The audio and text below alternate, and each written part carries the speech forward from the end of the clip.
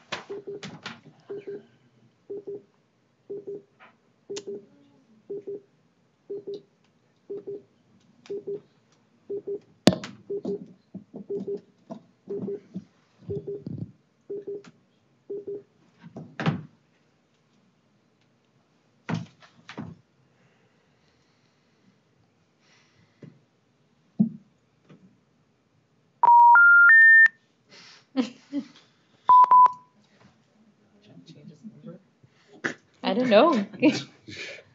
Maybe. I've got enough.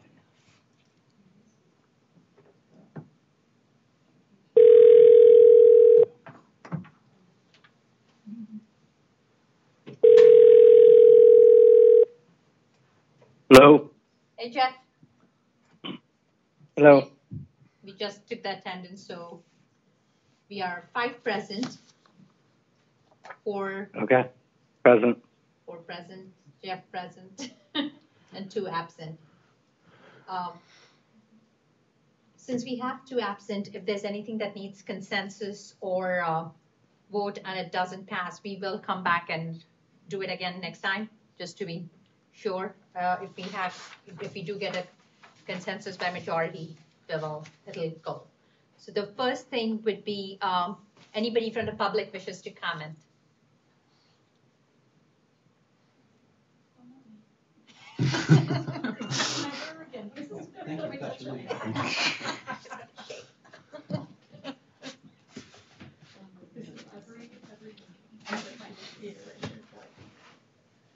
Hi, Tom.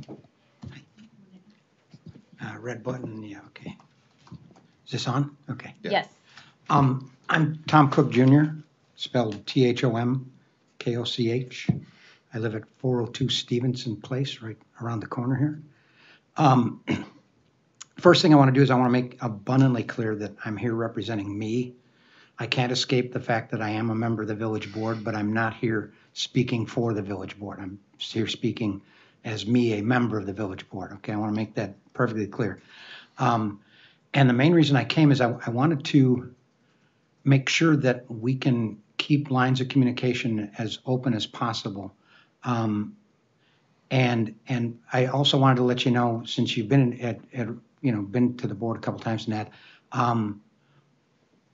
people can sometimes question my judgment, but they can never question my commitment to this school district. For the last 40 plus years, between driving a school bus and 30 years as a teacher, this school district's been a huge part of my life, and I will always be a major supporter of it. What I really came to do was to make sure that if we can communicate even one-on-one, a lot of numbers have been thrown around about students, a lot of numbers about projected students, a lot of numbers about proposed housing and that. And as I said at our last village board meeting, I think the numbers I was hearing were kind of high. And I wanted to, if if we need to meet, I can give you the numbers that I've been using, and my numbers are based on that 40 years. That goes back to the building of, this middle school here, which is Middle North now. When that was built as the junior high, I was, already living in the area, and when they started building Deer Path, because I was a bus driver, I was the person they came to and said, where are these streets? So I've seen this area grow from when Vernon Hills was 800 people to what it is now. And we've also watched those numbers, and I've been part of this district, did 15 years with transportation, and my guru was always Jess Porres, and he always gave me real good numbers. And Greg's Landing's the perfect example. I've heard some people saying how we underestimated Greg's Landing. That's not true. The last time I looked at a number, and it was about a year old, was 860 or 870 out of Greg's Landing. We expected over 1,000. We always expected a half a kid per unit or a little more maybe, but we were shooting half a kid per unit. When some other apartments were built, Amley is still a little bit below what we expected. It's at about 24 kids the last time I saw a number. And we've always tried to be as careful as possible to make sure that new stuff that was built was going to take care of its tax, the taxes it needed to pay. Amley's a perfect example.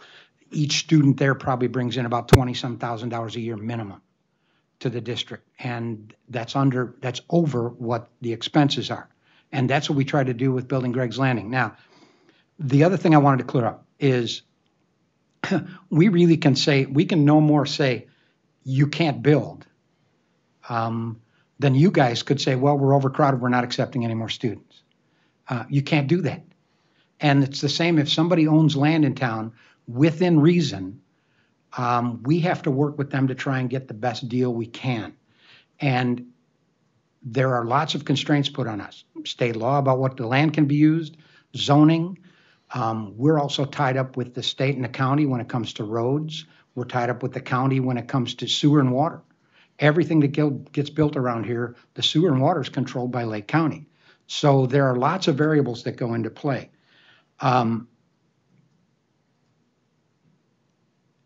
So we can't say no, but we're always going to work with you to try and get the best deal we can in terms of impact fees. When we got that $2 million check up front when Greg's Landing was being built, people in towns all over the state were asking us, how did you do that? Because nobody ever paid that kind of money up front in impact fees, because it was something that we needed to do because the kids were coming. All that said, the kids are there, and more kids are coming, and we have to provide a space for them. And I just wanted to promise you that me personally, I will always be available. You can, if you don't have my numbers, I gave Wendy some of my business cards. Feel free to call me anytime, and I will always give you an honest answer about how I see what's happening going on. And again, sometimes when somebody comes in and says, I want to build something, if they're doing it within codes and doing it within the laws, we have to work with them. And at the same time, we have to work with you about that. And as you're looking at this continuing, I mean, even to the point of, let's face it, if anybody saw the article about Spring Hill Mall in the Daily Herald, the new renovations for malls include mixed use. That's why Melody Farms includes some apartments. That is the mall of the 21st century. It's no longer the old mall of the 20th century. And so it doesn't take a genius to figure out that when Centennial, who is the current owner of Hawthorne Mall, comes in, now that Carson's is out, and any betting man is betting that there will be other empty space there, so they're going to need to renovate that. And it could include residential, because it'll probably be some kind of mixed use. Try to steer them away from it. Hotels are awesome. Again, Jespor is the best thing for a school district is a hotel. It's the best there is in terms of tax revenue per square foot. It just is. So bottom line, feel free to contact me anytime. And again, I'm not here speaking for my board. I'm speaking for myself as a member of this community for many, many years. One of the reasons we've got the problem we do is because we have such good schools. And when people in Deer Path and Hawthorne Club are selling their homes, people want to come here to go to these good schools. So we have to work with you the same as we've worked with the Park District, because the bottom line is we serve the same constituents. My constituents are your constituents. They're the Park District's constituents. They're the same people. So I'm happy whenever to work with you. Okay? Thank you. Thank you very much, Mr. Cook. Anybody else?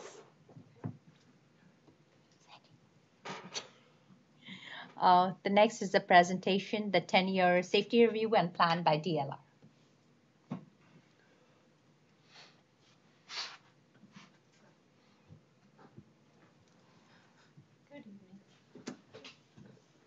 Welcome back. So now why are you looking at me like that? I didn't know. No, it was like I heard a beep. Yeah. Yeah, like. Jeff's, is he still there? Are you still there, Jeff? Hello? Hello? I'm guessing not. Yeah, I suddenly just heard like a real weird beep, and I was like, you know what, like something. Is it your phone? No, it's not my phone. Yeah, Okay, go ahead, Carrie. So tonight I'm here to help answer any questions about the Health Life Safety Survey that was presented. A little bit of background for those of you that may not be fully aware of what the Health Life Safety Survey entails. It's a state requirement that happens every 10 years that the district hires an architect and engineering firm to survey the buildings and grounds and provide a list of potential violations and recommendations for remediation. Those items can be coded as A, urgent items that must be complete, remediated within a year of ISB approving the survey. And then there's B, items that require completion within 5 years. And C, items are recommended items. The C items typically include energy, site-related items, security-related upgrades, and those have to be completed after all A and B items would be completed. So within the 10-year span. Correct. Okay. Correct. Yep. And those, the C items, actually the recommended items, ISB does not govern the same as A and B items. They're recommended, so they're only if the district is certifying for funds and wanting to use fire prevention and safety funds would they then be completed. But otherwise, there's many districts that actually opt not to put C items on the life safety survey because they're not required to be completed. Okay. So with the items that were sent to the board for review, there's really only, honestly, a handful of items. It's a relatively low amount compared to what I've seen in many districts as far as what's been submitted to ISB through IWAS. So that's something to be said for your district, which is great. And they are all considered A items, so you would want to plan for them to be complete within next summer's work.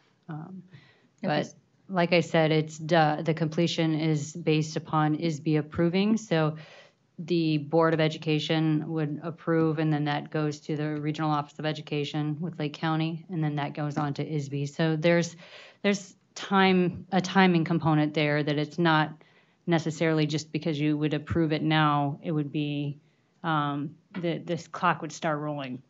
We'd have to wait until ISB actually approves the survey.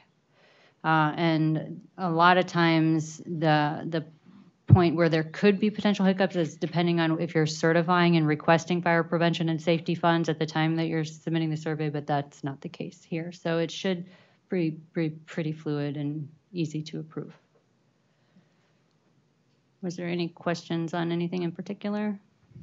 I had a few questions actually. So all these are, you said when we send it to, we'll send it through IWAS, it'll go to ROE, then ISB. Do you know about how long does it take once we submit it, like, we submit all the documentation or paperwork, whatever is required by you guys? Right. So everything is already uploaded onto IWAS. That's the online portal that ISB uses. Once the board would approve it, you would have a representative go online and they would approve it, and then that would be automatically transmitted to the Regional Office of Education. If it's something that you want to kind of speed along, you could just contact the ROE representative and they could take a review of it. The number of schools is pretty minimal and the number of violations and recommendations is pretty minimal. And then it would go on to ISB, and then it just falls into their queue on what their approvals list might be. So I can't give you a definitive timeline for that, but I would think within maybe the next 1 to 2 months, they should be able to have it approved and resolved. So Yeah, because it would be nice to know, because if it's before our, our budget approval, because then if we have to do this, we want to make sure we roll it in with our summer projects for next year and, take in all the budget in that.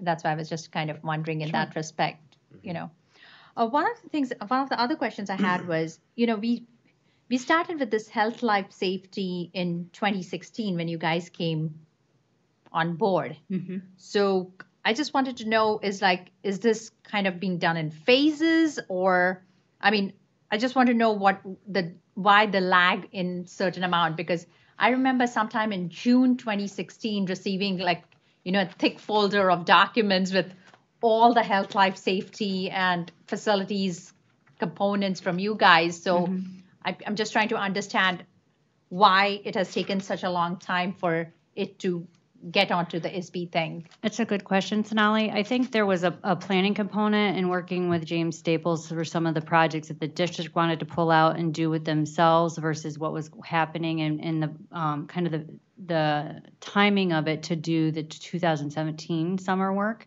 and then submitting the remaining work following that.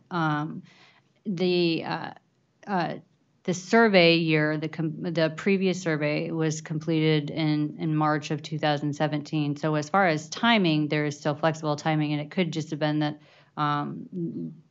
we started the process early and we were working through the design of those projects, and once those were resolved and items were completed, it was less that you had to end up submitting to ISB at that point. Okay. So some of these projects, as you said, in this list that you've sent us, and, not being a facilities person, and this could be a question for none of it is in our current summer projects, right? Like what we are doing right now, because we just approved some summer projects. None of those are in this, right? So this is a separate list of whatever $140,000 that is going to go to ISB. That's correct. That's right. Okay.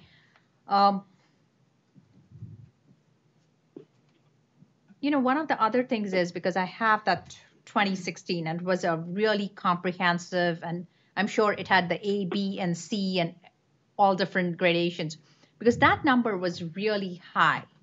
Even if I take our last year's project, which was about 200 to 250,000 for our summer project, and if we take right now's, which is about 200 to 225, the number to ISB that we are sending seems to be really low. I just want to make sure that we are not going to get, it covers everything, because if I remember the 2016 document, that was a shock about how much we needed to do. So I just want to make sure that those numbers are all aligning up. Yeah, I can provide a little bit of history. I don't put this on. When we began in 2016, we did a facility condition assessment and a health life safety survey.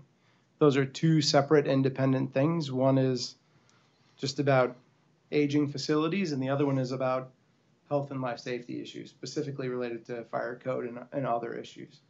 So that list is a component of a bigger list that was provided, a larger document that was provided. So you're seeing the code-related component of that big list as a part of this presentation to IWAS. So these are the things that you're required to do to meet the health, life, safety code, to meet that code requirement. The other things may have been bumps and bruises and stained ceiling tiles and cracks in the floor and things like that that don't impact the code requirements of your facility, but they are related to the life cycle of your facility and how it's kept up. So it may be pumps or belts or pulleys or other things that are related roofing items that might not be under this category of an HLS item. So I don't want to confuse the two lists. And then with the timing of it, when we were hired to do the first iteration of the master plan, we knew that the health life safety survey was coming up. We were going to walk the building through physical condition assessment anyway. So at the time, we were asked to do the HLS walk in advance of the actual due date of the HLS walk. So that's why we're seeing some lead lag between some of the items.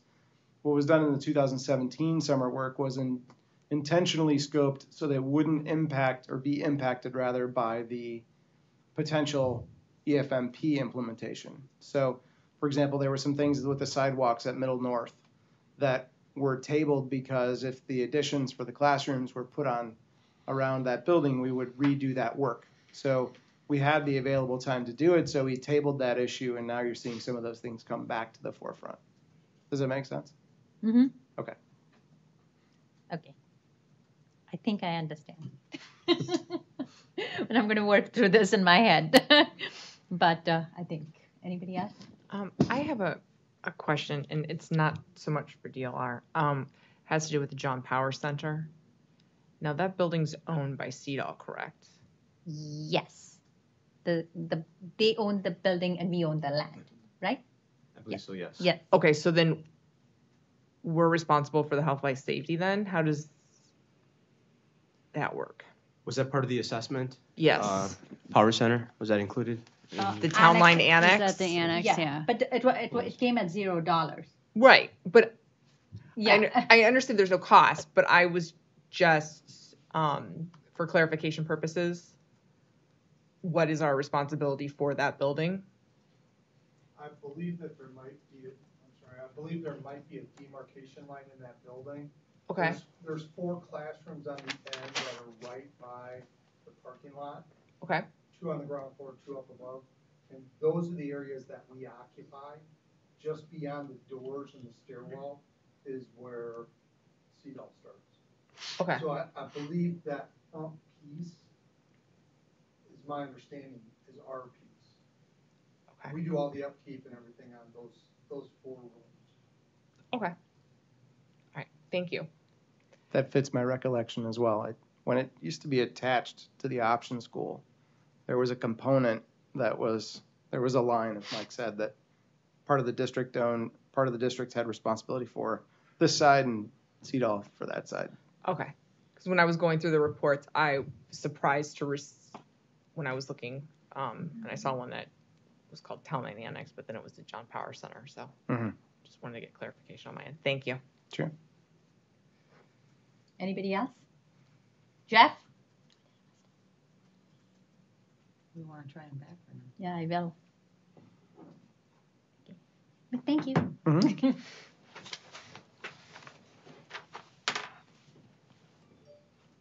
he never texted us either to say he's.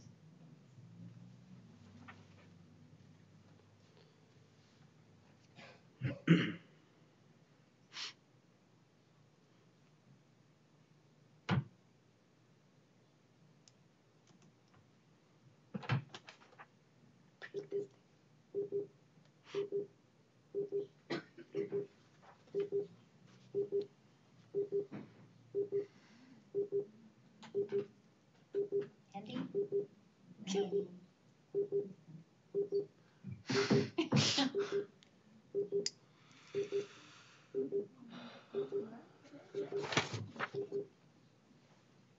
He's still connected, I think.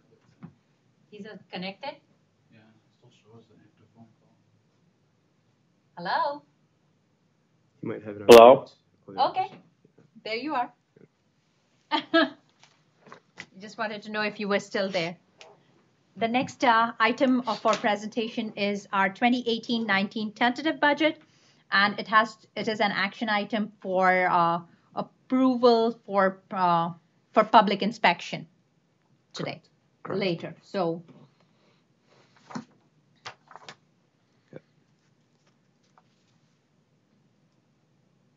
You guys are cutting out now.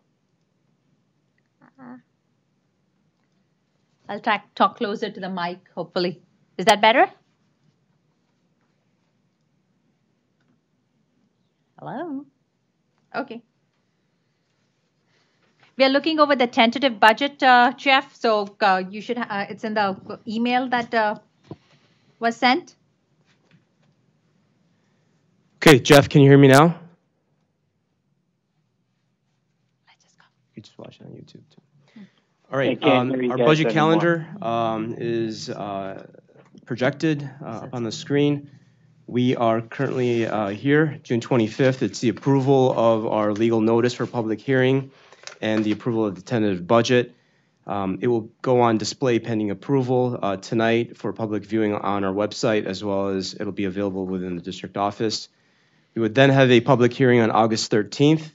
Budget would be adopted September 17th, and on September 28th, it would be due at the tax extension office. Okay, not going to go into as great of detail as I did in the last meeting. I'd be repeating myself. It is on YouTube, but I'll go over some of the net changes from last time and go over some of the basics as well. So this reflects our cash reserves, and you can see a snapshot of about 2.5 years here. We are currently in the month of June. So this is our low point. If you follow my red cursor, this is the low point. This is our June 30th balance, our fund balance that's reported on our AFR. The second highest, the highest amount is then with our second payment in local taxes in September. And that payment has to carry us all the way through May, which is always the low point. That's our cash reserve. It's in the month of May. We'll receive our June payment, get audited. That's our fund balance on our AFR. We'll get our September payment, and that'll have to carry us again all the way through the end of May. And so on May 24th, 2018, we were at 13 million right here. This model reflected expending Sullivan, which would result in a very low balance in May 2019 as well as 2020, down to 1 million. Okay, some of the historical pieces of information sharing. So from 2009, as reported to ISB, our fall housing report. This reflects the number of students we have gained from 2009 till now. It's 441 students. If you multiply that times the cost per pupil, which is $12,700, you can graphically see the increase in costs we've absorbed from then to now, up to 5.6 million total in the net increase in students. And in blue, you can see the net increase in revenue that is generated from new construction. Many districts that aren't growing like we are, that are stable as it relates to enrollment, can operate pretty effectively with CPI increases. For us, it's challenging because of that growth. You can see the red exceeding the blue, essentially. Yep. So three major elements. The second one, special ed costs have increased to 3.2 million. After our audit in 2013, we had to make some adjustments to comply with the requirements, and that resulted in over a $3 million annual increase in costs for special ed services. We're now where we need to be. If you look at our district compared to all other elementary districts within Lake County, we now meet that expenditure per pupil. The average expense is in line now versus what it was before. And bilingual programs being another major element as it relates to compliance, and that was a $1.1 million increase since 2013. The two combined representing $4.3 million in these two components annually, more per year than 2013. Okay. I will review some expense summary items. So a big part of our budget, 3/4 of it is salaries and benefits. We had to put together a tentative budget, so it was prepared based upon our last tentative agreement, which reflects a 4% average effective increase for certified staff, 2.75 for ESPs, and that reflects the average 3-year historical effective increases as well at 4%.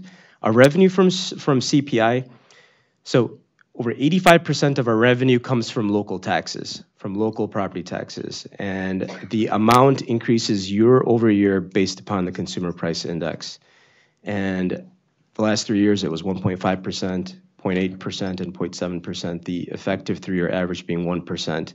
And you can see the fact that revenue has not kept up with expenses. We have our renewal with PPO insurance has gone up to 7.8%. We are at 4.7% average increase for the Ed Fund benefits, $290,000.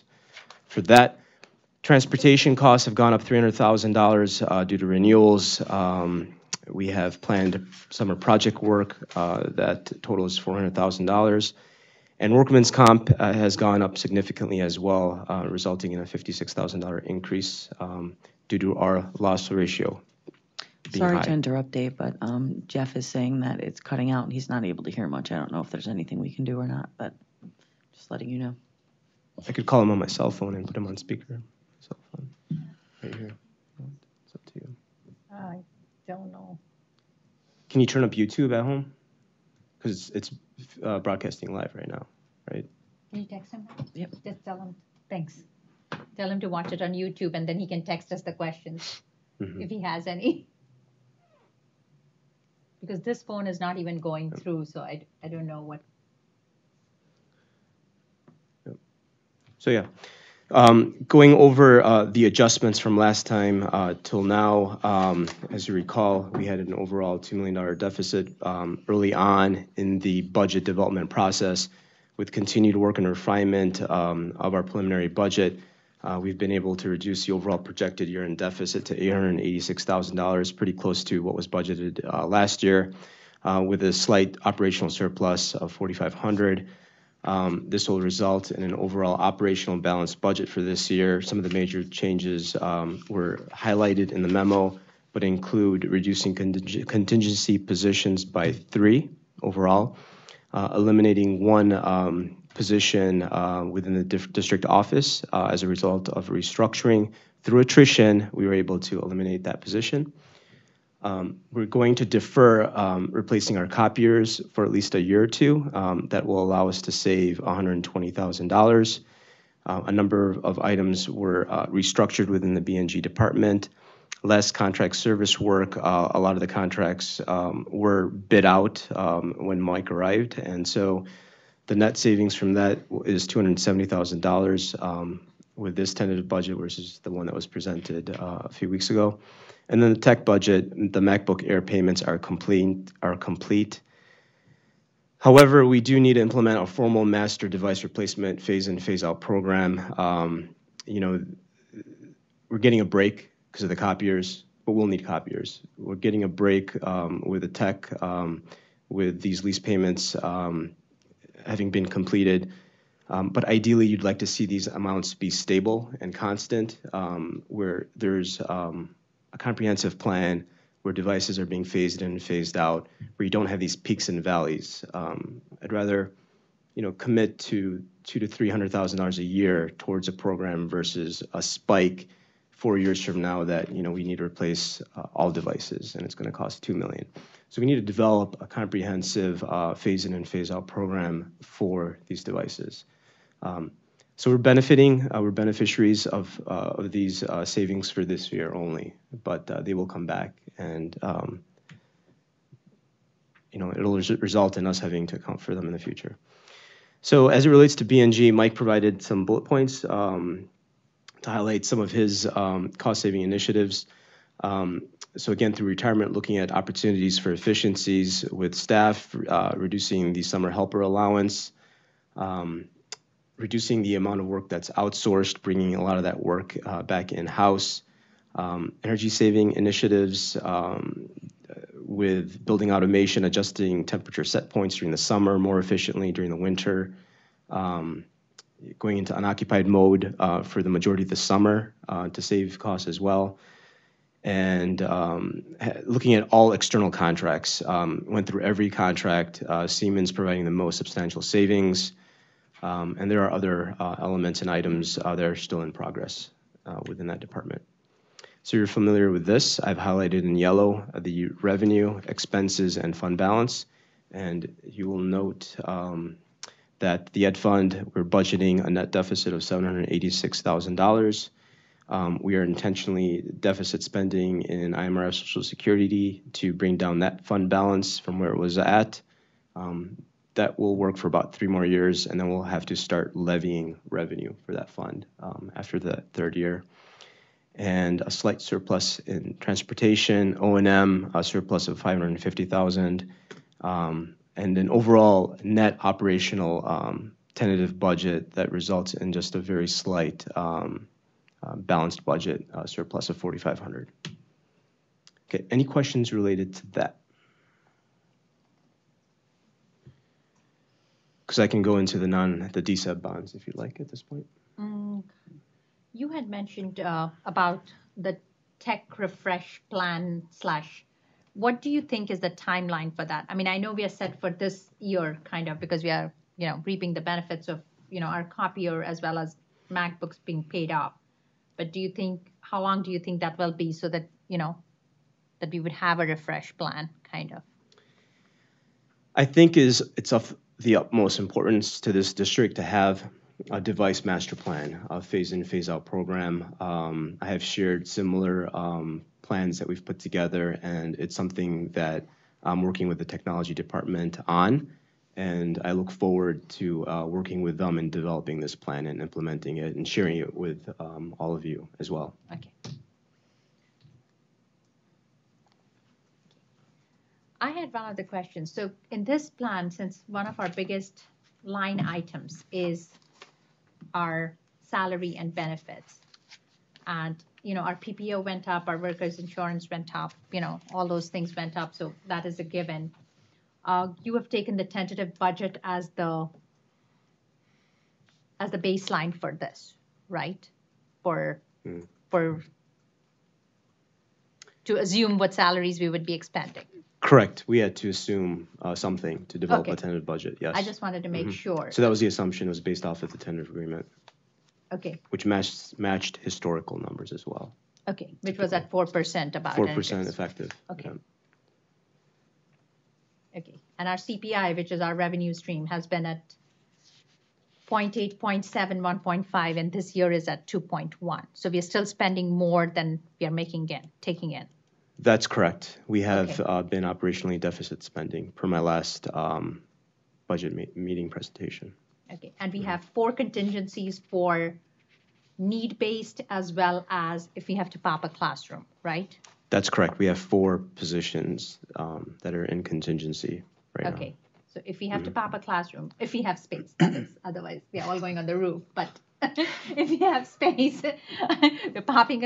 we have 4 positions for that, as well as the need of a student, considering if somebody comes in with 1-to-1 aid or something, because we've had that happen to us. That's correct. A couple times that, in October you have a student move in with 1-to-1 aid needed or required, so, okay. Okay. So moving on to DSEB bonds, we had discussed this several months ago, and there appeared to be some interest in the $1.5 million DSEB bond. Current outstanding debt is as projected with our current non-referendum debt service as well as the referendum debt service that's currently outstanding. And you can see it graphically as it relates to the dark blue being the referendum bonds, the light blue being the non-referendum bonds. And DSEB is basically the debt service extension base. It's the amount of principal and interest that we can repay annually on a non-referendum general obligation bond issues. And the DSEB amount does increase by CPI annually, and so you can leverage that. We are considering $1.5 million in DSEB working cash bonds in 2018. It can be used to pay and reimburse for capital projects, including soft costs such as architectural fees. Now with 1.5, there's a limit to that of about $300,000 for A&E costs that can be associated with that. And in conjunction with this, we're going to look at the 2009B non-referendum bonds, which are callable. Refunding these will save as well. It'll save funds for this district, and they can be sold at the same time as the $1.5 million. And graphically, you can see our DSEB, total DSEB bond debt service here. And if we proceed with The refunding and the proposed 1.5 is on this line. You can see that we are then maximizing our DSEB capacity all the way to 2028. The refunding will save total savings of $213,000, and this will also provide us with $1.5 million in proceeds to be used for capital projects and repair projects. And this is a graphical representation of the proposed refunding as well as the proposed DSEB bonds. Elizabeth Hennessy will be at the next board meeting. She'll go into this in great detail along with the EFMP bond options as well. We'll go over both at the same time. But some key dates to be mindful of on our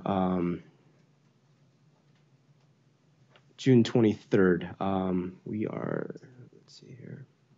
Apologize. Okay, so we're right here on June 25th discussing the bonds and current refunding. Elizabeth will be here on the 18th. And it would be our hope to approve a resolution of intent to issue the $1.5 million in bonds. We would hypothetically, a public hearing on July 28th for that. And then we would then, as a result, approve at the August 13th regular meeting. We would approve that resolution as well. So this refunding and callable bonds, well, the 2009B bonds, so this saves us the money. We get 1.5 million towards our capital and capital and A&E projects, right? Correct. And it doesn't, and there's no, how do I want to say it? The community is not paying more for any of this. Like, there is nothing. You're thinking, instead of the spike, it flattens out. So it's a set amount every year. Are you talking about last presentation when we talked about the two graphs? The two graphs. Flip back to the two. That one and the one before it. Yep, it's increasing by DSEB increases by CPI, and so rather than the huge whatever is in this column that gets filled, we can maximize. If you don't, then you're just you're receiving less in taxes. I mean, there is an associated benefit to taxpayers by not doing this. It's very small. Elizabeth can go into that detail, but on a $300,000 house, it was 10 cents or something like that, 15 cents. But she can go over those numbers for you at the next meeting. Okay. I think the key is people would be much more happy if they knew there's a price where it's just going to kind of plateau instead of that spike. Right. So right now it would be a plateau. Just generically speaking, it's a plateau versus a value where it's a drop if we don't do this. So it's a give and take with that. And we do get, we land up saving some money in the interest and payments as well as we get. $213,000 with the 2009B restructuring. Elizabeth will go into the 2009A restructuring, which depending on which plan we choose, could net about $1.3 million in savings. I didn't discuss that because that kind of falls in line with our other discussion with the EFMP. Whether we choose Plan A, it would result in that savings, 1.3 million, somewhere in that range, significant savings. And you wouldn't be able to maximize as much if you spread it out and have it flat and be net zero. So Elizabeth will be able to go into those details the next meeting. Any more questions? Abe, you mentioned that there would be a resolution, a hearing for the resolution would be July, did you say July 28th? July 23rd. 23rd, okay. And so, board meeting, correct? At a board meeting, we would review the parameters of the bond resolution for issue of new money and refunding bonds to be considered at then the August 13th board meeting for formal approval then.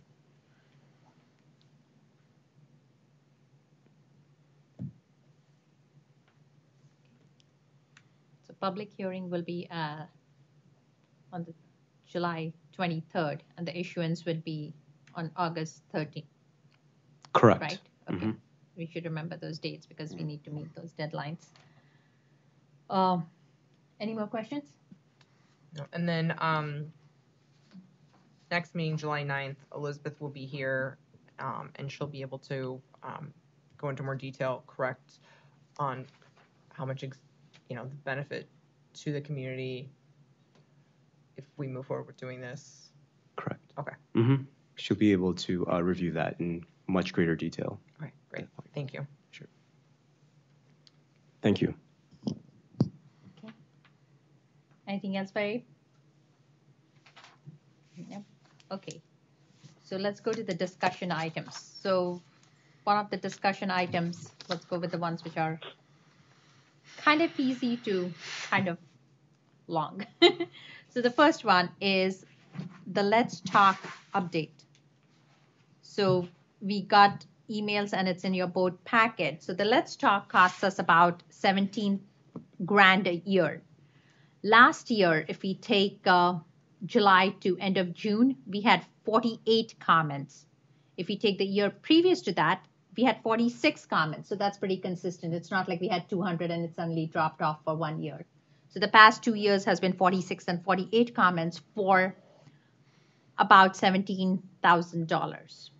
We have to be cognizant of where we spend our money and the benefit it provides us. The benefit of Let's Talk about the benefit is that you can send in anonymous comments, but anybody who has a true issue with the student or a true issue with something about the district or their child or the school, they normally walk into the principal's office or they walk into the superintendent's office to get it resolved, or they send us an email to tell us that the board needs to look into something. Those are normally not anonymous. So that is the only benefit of Let's Talk that I personally see, apart from if our tech could have buttons like a Let's Talk is, and we could do a button for each school and maybe for central office saying, for the finance director or for HR and the school board. And if you click on the button, it just goes to everybody. And I think that's doable. I don't think it's too, Dimitri is not here, but I don't think I've seen it on other sites. I don't think that's that hard. But that is something I think we should do to kind of make it accessible. Not that we are not accessible. You just have to go to the second page to click on us, but we can do it where the button is. But I wanted to know, it's up for renewal in August, so we need to make a decision pretty soon to whether we want to let it expire, because we'll have to at least give them a notice to let them know that we are not going to renew it. So we don't need to have, it's not a board action, it just needs to go with consensus on a Let's Talk, because we are letting it expire. It's not a spending money on it. So my take on it is that, I think it's nice and it's great and it has its benefits, but when we're looking at the cost benefit analysis, I don't think that we're getting enough for the money. And it's going to sound really old fashioned, but if somebody wants to send something anonymously, they could type up a letter and put a stamp on it. And it's not $17,000. We're still here, we're still available, we're still reachable. I'm not inclined to renew unless somebody has a really good argument. Yeah, I'm not in favor of renewing. When you take the cost of Let's Talk and divide it by the 48 emails we received, each one cost $342.08. And that's way too much money. I don't think that that is good use of taxpayer dollars.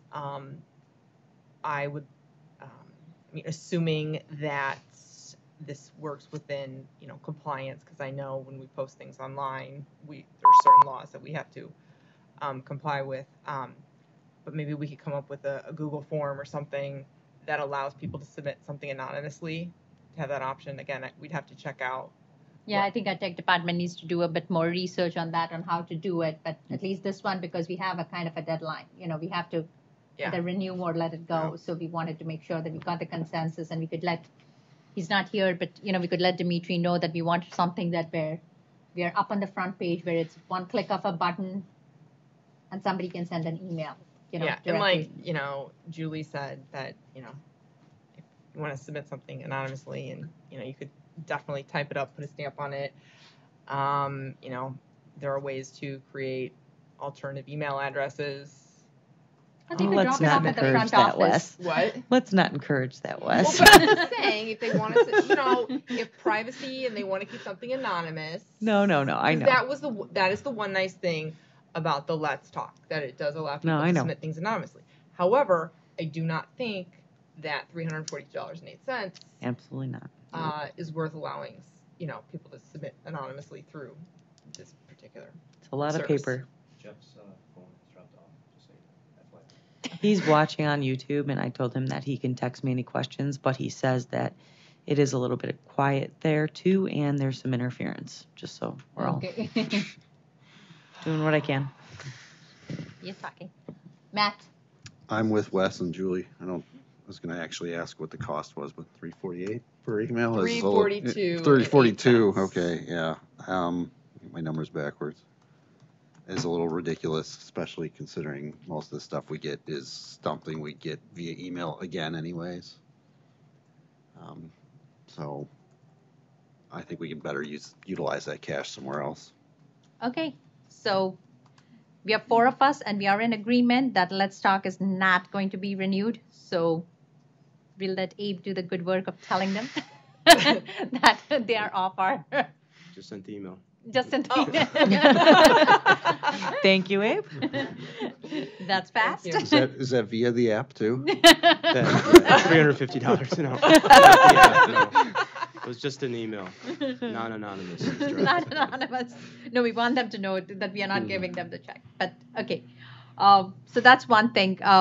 Like I said, to the community who's watching us, we are available anytime, anywhere. All our addresses are on the website. All the schools have, your principals right there. The superintendents are right there. And we'll have the tech department work on it so it's right at the front page where it's, more accessible as a button that shows the school board or whatever. But this just didn't seem to be giving us the best bang for our buck on this aspect. So, but we are available. You can email us. We are always ready to meet, go over things. Just to add, Jeff is not in favor of renewing either. Okay, that's good. Thanks, Jeff. So 5 no's, so I'm sure Jason would have wanted it.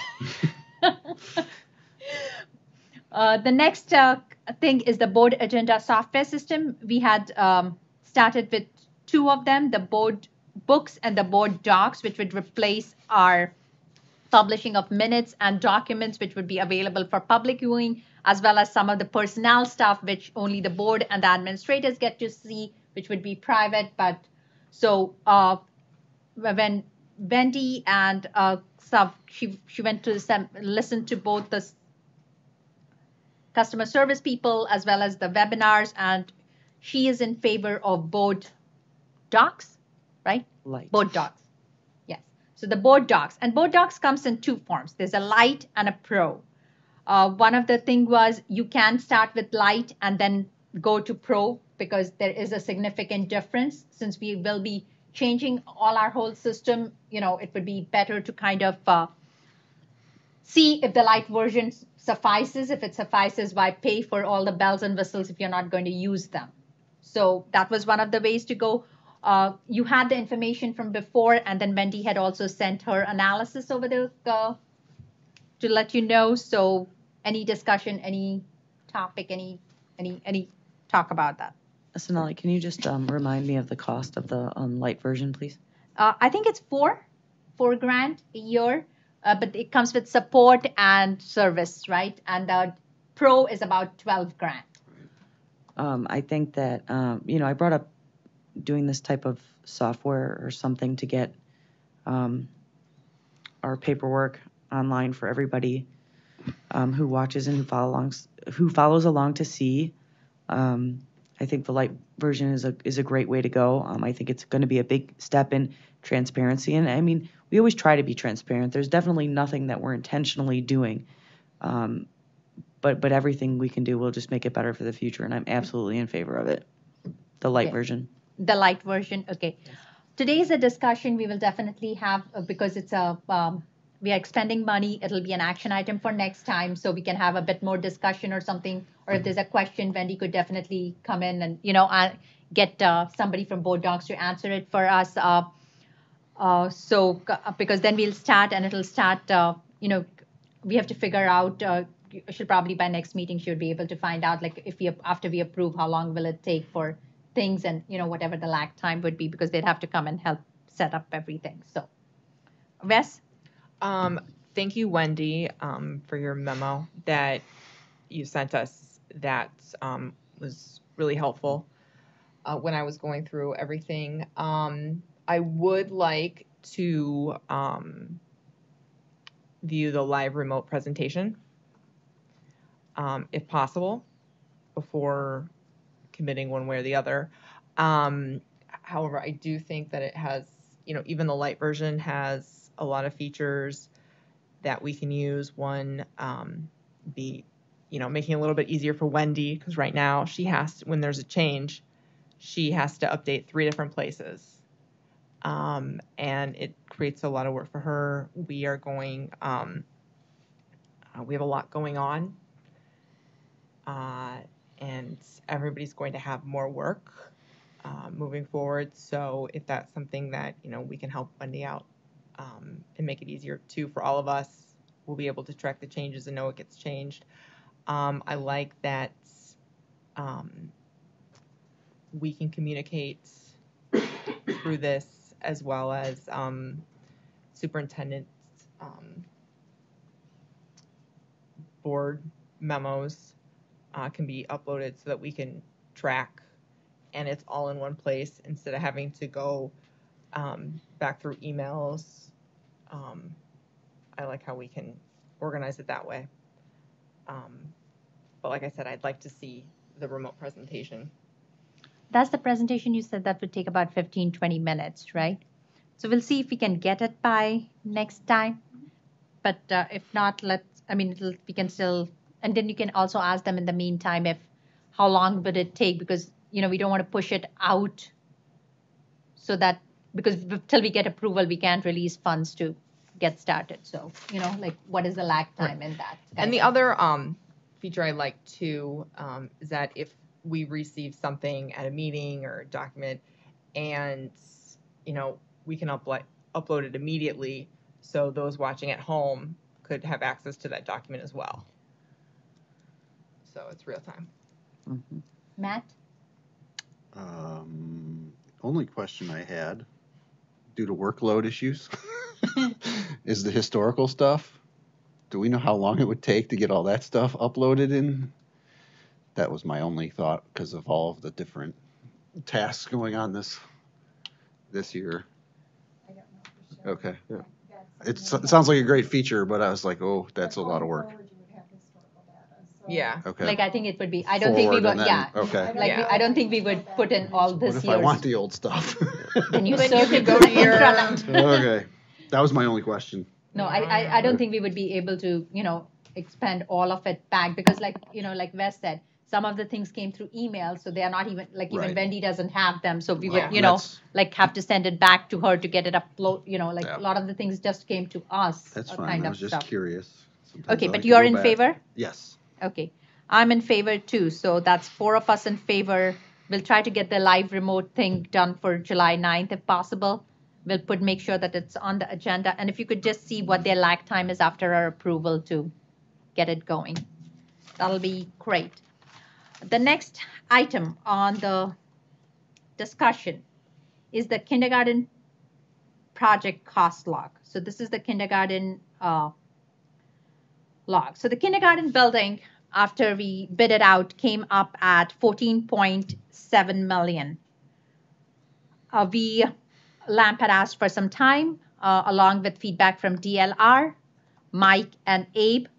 We did all the value engineering of what we could reduce or sacrifice without actually affecting our programming and what we envisioned as an educational space for our students. And we came down to the number of $14.3 million. That's the number where it stands in giving all the VE. So we could cut down the project cost at that. Now, $14.3 million is all in. everything. The building, the road, the site, the planning, everything in is 14.3 million right now. One of the next discussions in the thing is the financial planning of our EFMP plan, and this is part of our master plan. So what we want to put on, but I want to, one of my thing is the park district as well as the village have said that they would contribute something towards this building. So I wanted to see if in 2 weeks' time we could write to them and get a commitment on what that dollar amount would be so that we can drop this 14.3 from there down. And based on that, add that onto our referendum plan. Because if they give us $1 million, this will come down to 13.3. If they give us only $500,000, it'll come down to. So to make sure what that number is, I was thinking we could, it would go as a board letter, but a memo to them to say if they could give us in writing what the right commitment is, because depending on that commitment, that 14.3 would either come down or stay there to go on the referendum plan. Any discussions about this? I'm just wondering if before we ask them for a commitment, if we should maybe have a commitment about what, if any dollar amount we're putting in? Yeah, we are going to have that discussion right now. So after this, but is there anything about the value engineering itself or anything of any questions regarding that? Because all those items and everything was said, there was a. Yeah, no, I think, going through everything, we eliminated or reduced as much as we could without really compromising.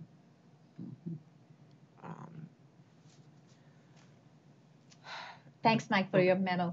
It was really helpful in understanding what all each moving part of it meant. So thank you very much. And thank you, LAMP and DLR, for, for this, every single line item, which was, avoid and consider and recommend, because it really helped us.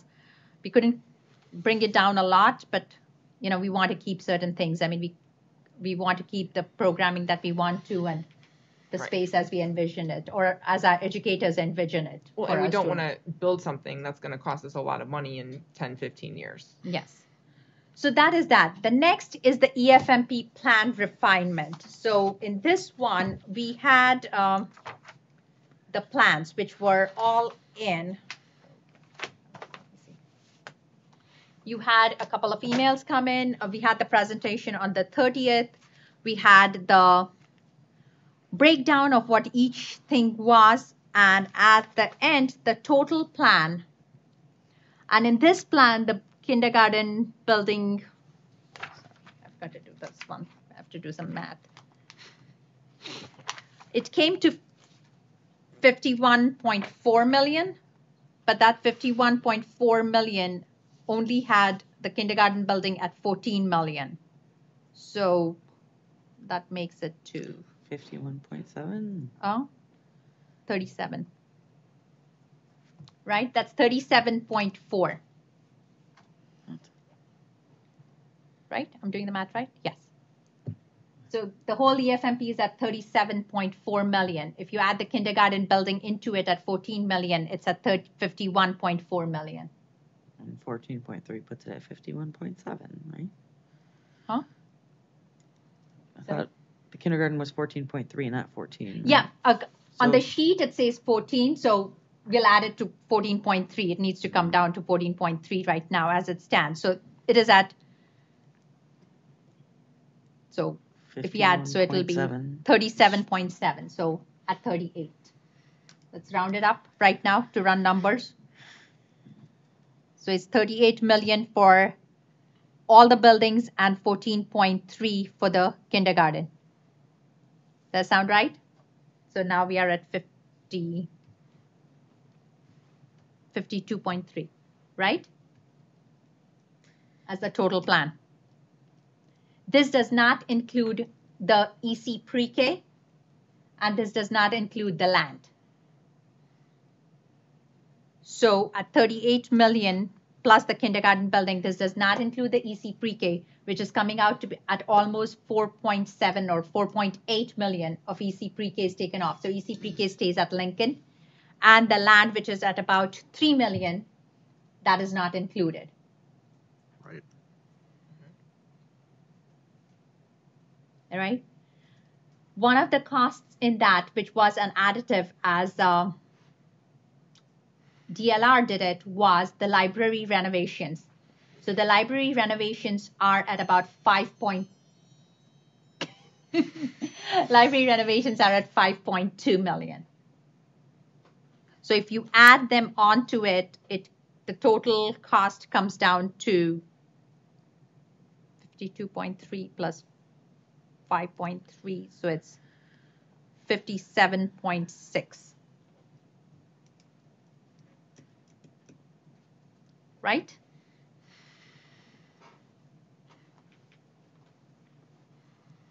So that is the total EFMP. So any questions? You have the breakdown per things, per staff, what was in 2016, what is different in 2018, what was added, what was taken off. Like I said, this plan does not include.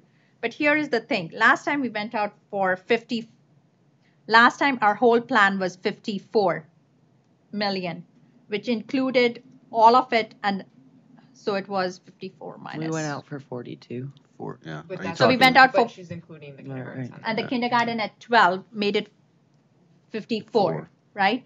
So if we looked at that 54 minus 7, which was 4 for the pre-K at that time and 3 for the land. So 54 minus 7, that was $47 million was our EFMP in 2016. So our EFMP right now, after 2 years of inflation and stuff, plus the tariffs and expenses, is at 57.6. So it's gone up by about 10 million. And it's all in at 57.6.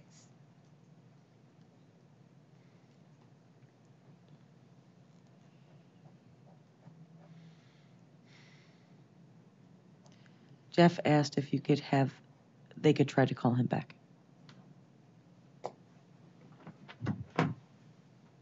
Just the messenger. No, I am not.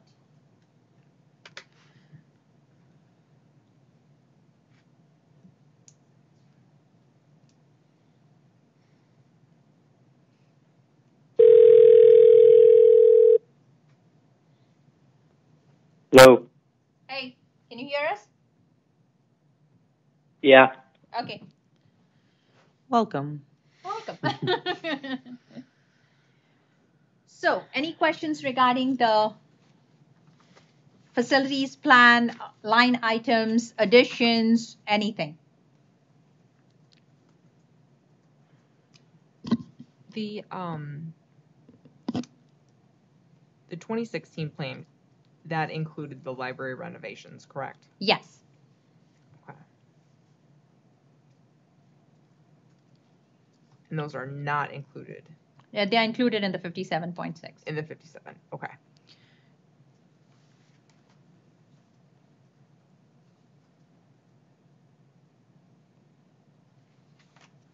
Because we are taking kindergarten at 14.3 and we are hoping we can drop it from that based on some help. Right. So, Abe, how much can we afford to put in? Comfortably without, yeah. From the memo? Yeah, so I'll You refer had the memo. to the fund balance policy memo that I sent. So right now, we have low point cash reserves that represent about 2.5 months of our expenditures. So we have 2.5 months currently in our reserves. And, you know, it might be worthwhile to keep that number above 0 because otherwise you get into a cycle of short-term borrowing every May, tax anticipated warrants. And I don't know if we want to be that group that put us into that cycle of continuously short-term borrowing to make payroll in May because we didn't leave enough in reserves. So it's 2.5 months right now.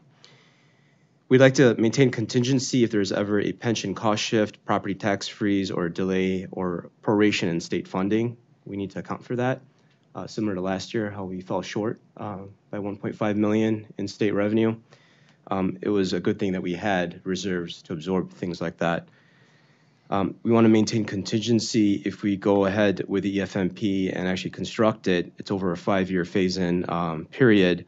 If things happen 4 years from now, 5 years from now, we'd be in a better position if we had 12 million in reserves, so we could use that in case something came in over budget. And until we can reverse the historical deficit spending, I think it'd be worthwhile to maintain that reserve until we can rectify this course of deficit spending. I would caution against using all of your cash reserves and deficit spending because then we're paying a lot in interest for large short-term borrowing loans that would remain in perpetuity year in and year out. So that's my recommendation, is that you maintain it at 2.5 months. So what does that leave us with putting in, like I'm zero? sorry? So does that leave us with putting in 0? Yes. To maintain 2.5 months, that would mean you would not put in any more than what we've done already, which is about 800,000 towards this project. But the decision will be a board decision.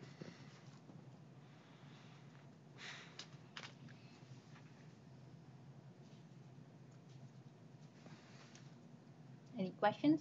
Anything? I mean, Elizabeth will be here next meeting, and this is broken down into, as it was on your last budget presentation, it was broken down into 5-year projects. So each year we would build for 1 or 2 buildings, basically, essentially at 57 or 50. If you go out for all of it, it would be at about, 10, 12.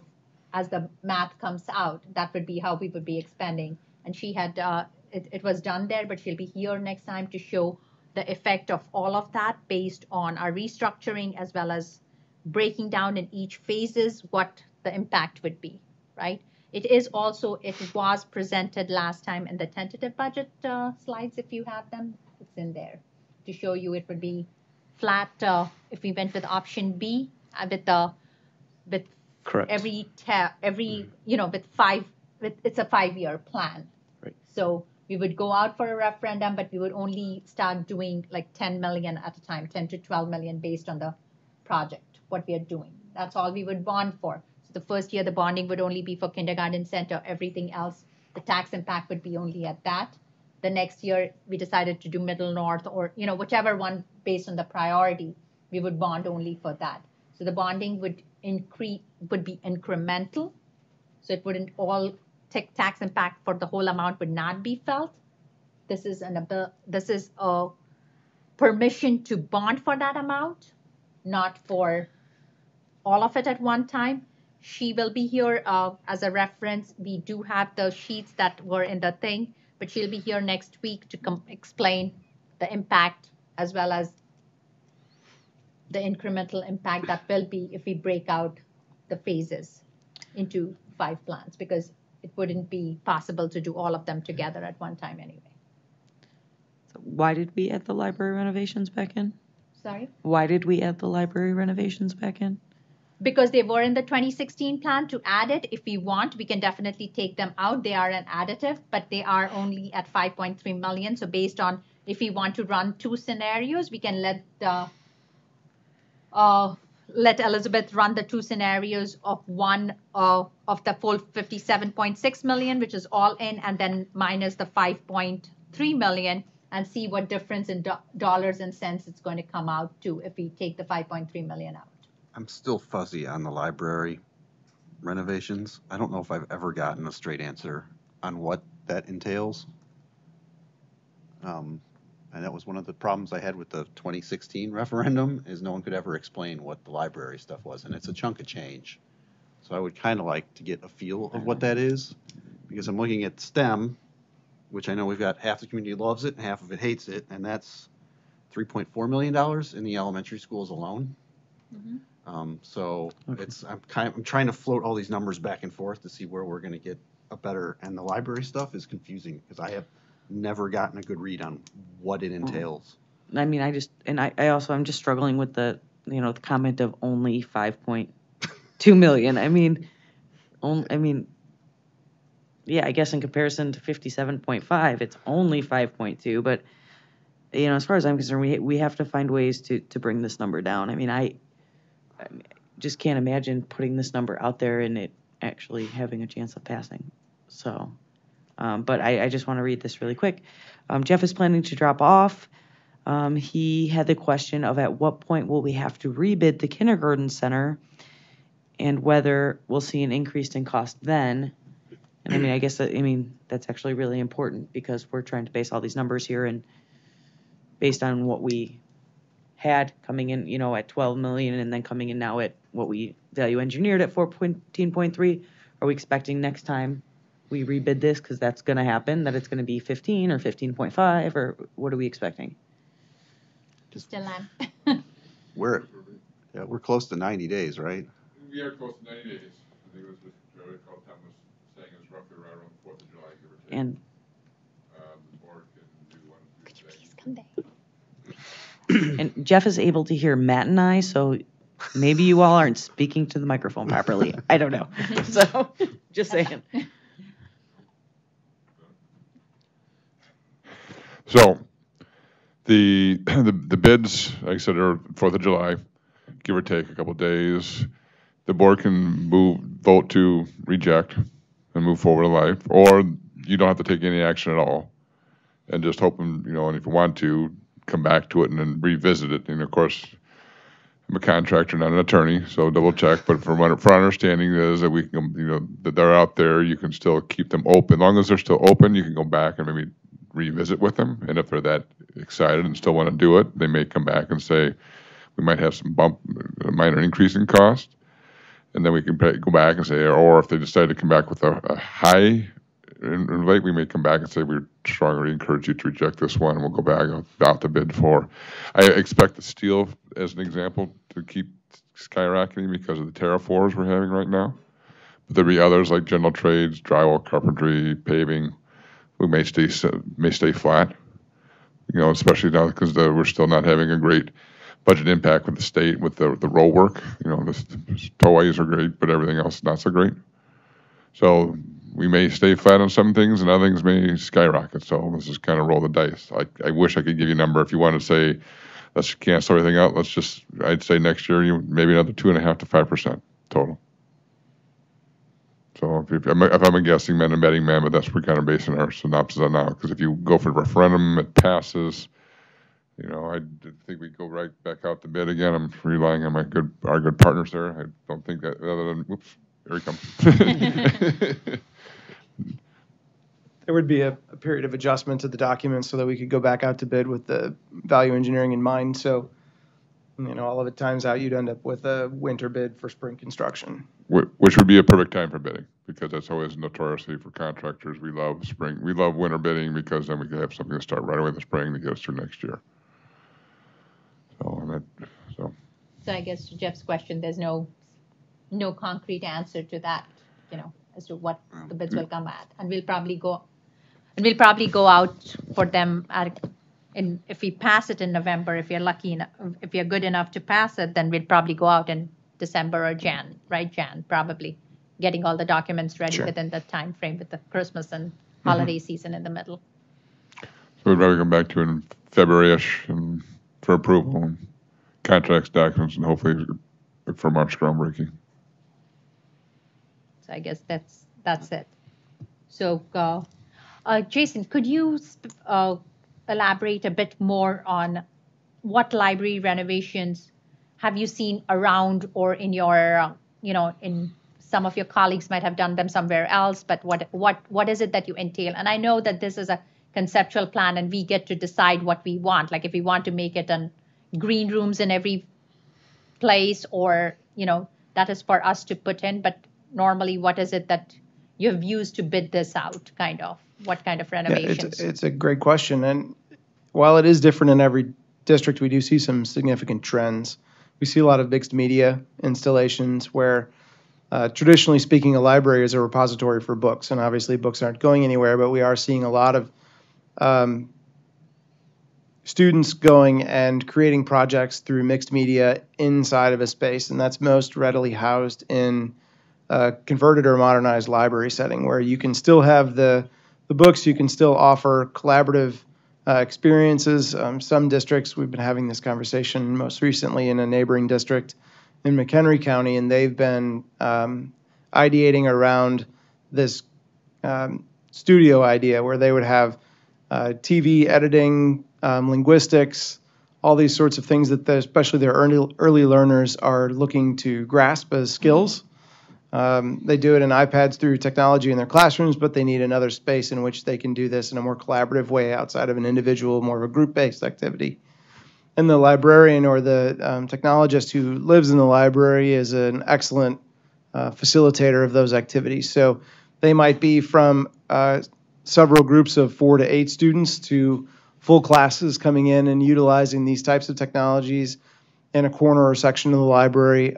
We are seeing a lot of the schools go away from sort of the hush, quiet mentality of a traditional library and more to an active zone. We're also seeing some clients install project-based spaces inside. We have another client which is considering specifically maker tinker space inside of their library. They're installing obstacle courses for small drone aircraft to fly, and they're writing code to facilitate those flying through the space. So there's a lot of activity going on, a lot of invigoration in libraries outside of sort of the traditional reading specialty that has occurred or language specialty that's occurred inside of them.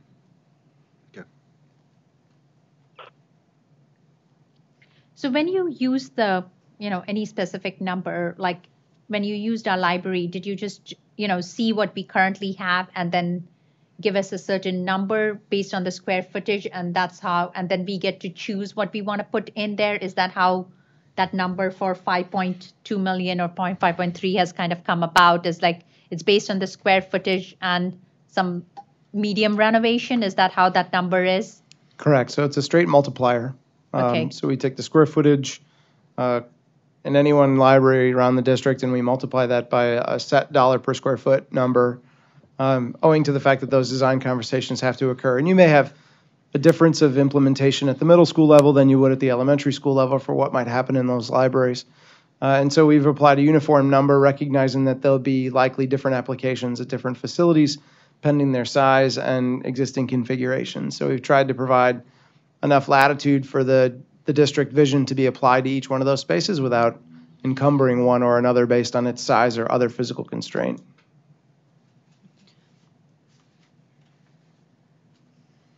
So as far as, do we want to tell Elizabeth to run one number? We want to tell her to run a number minus the libraries? Is that where does this group want it to go, kind of, with that? Well, because we need to come to some decision so that we can start, moving in that direction. So I'm looking at 57.6. And I think that might be an unrealistic number for us to pass. In my opinion, and obviously it's just one, we have to see where everybody else is that we really have to look at what is giving us the space, the classrooms, the gyms, the things like that, and decide if maybe we only want to look at those things, because if we go all in and end up with nothing, it's going to be a very sad day. I don't know what everybody else thinks. I know that STEM came in fairly high on the surveys and stuff we did. Library came low, but at some time I just think the number's too high. I think that we have to do what we have to do to get it down, or else we're going to be very crowded for a very long time. So what would you want to drop? You have the line by line items in that. So library is one of them at 5. Library is a good one. So library brings you down to 52.3. Might be a little unpopular. STEM's another. Essentially everything that's not programming square footage that we need now. Gym space, Does anybody else want to chime in? Would it be possible to see the cost broken down with different options? I'd like to see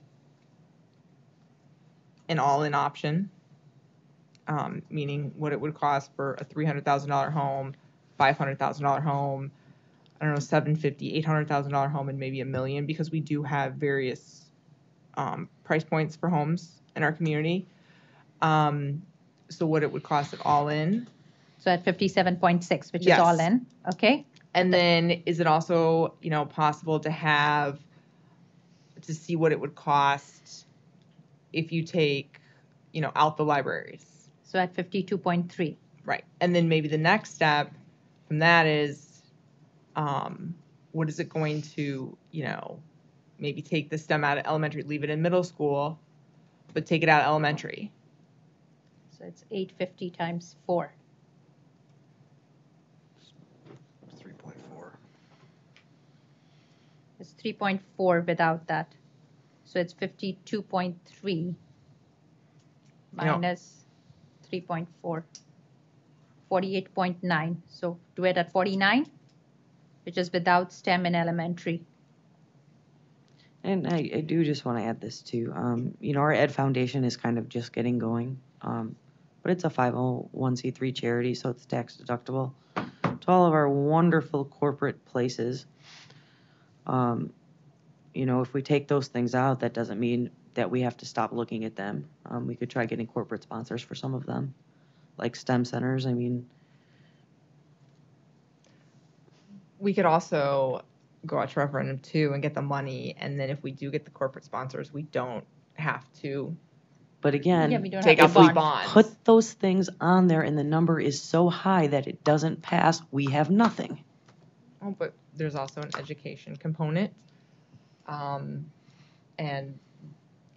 it's our job to, educate our community on the value that all of these things will bring to our district. Well, whatever's in the EFMP needs to be defined, because I think one of the comments when it didn't pass the last time was that some people didn't know what they were going to be getting for their money. So whether it's the libraries, which, I agree with Matt, aren't really well defined, or other components of it, we need to know, and we need to be able to explain what the taxpayer is going to get if they vote to approve it.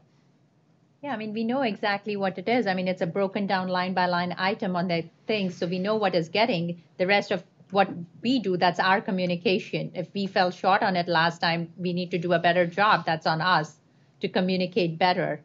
Of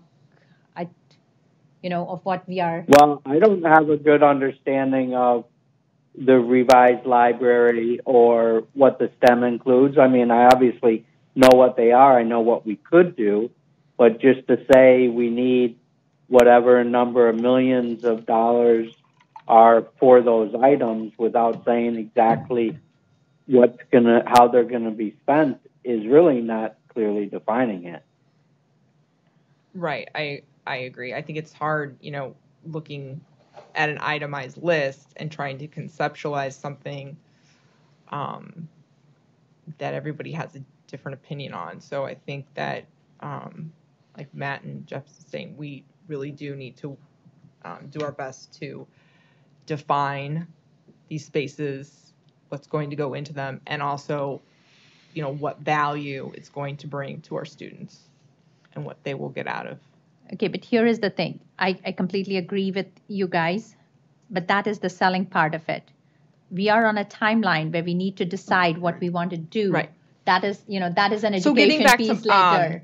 getting back to where I Yeah. was going with the different price Options. points, I'd like to see it the cost difference when you pull these things out Okay. and go from there. Okay, so 57.6, which is all in. Take the libraries out, so that's 52.3 for the library, and then taking the STEM out, it's at 49. Right, but I want to see it left in the middle schools. Yeah, that is Okay. STEM without the elementary. But STEM's not in the elementary. So So those are the 3 price points. We can go with that. And we definitely agree, we all agree that education piece, we need to be able to better do it. We need to do it better, tell people what is going in for everything.